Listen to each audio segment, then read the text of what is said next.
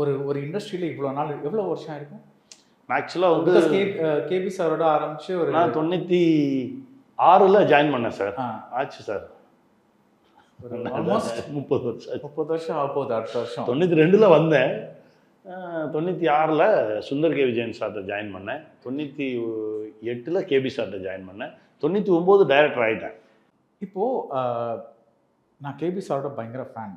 ஆனால் அவரோட கடைசி 2 படங்கள் வந்து விமர்சனம் என்ன வந்ததுன்னா, இது வந்து இன்றைய காலகட்டத்துக்கு ஏற்ற மாதிரி அவர் பண்ணலை, அவருக்கும் மக்களுக்கும் கொஞ்சம் அந்த டேஸ்ட்டுக்கும் கொஞ்சம் டிஸ்டன்ஸ் ஆயிடுச்சு அப்படின்னு சொன்னாங்க.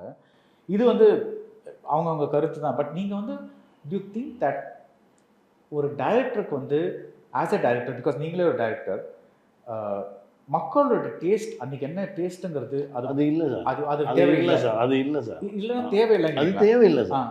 நம்ம இப்போ கேபி சார் என்ன சொல்கிறாரு இந்த படத்தில், இப்படி தான் சார் பார்க்கணும். ஒன்றும் இல்லை சார், 96 வயசு சங்கீதம் சீனிவாசராவ் சார் இப்போ டைரக்ஷன் பண்ண போகிறாரு. அந்த வயசில் ஷார்ட்கட் சொல்கிறதே பெரிய பெருமை சார்.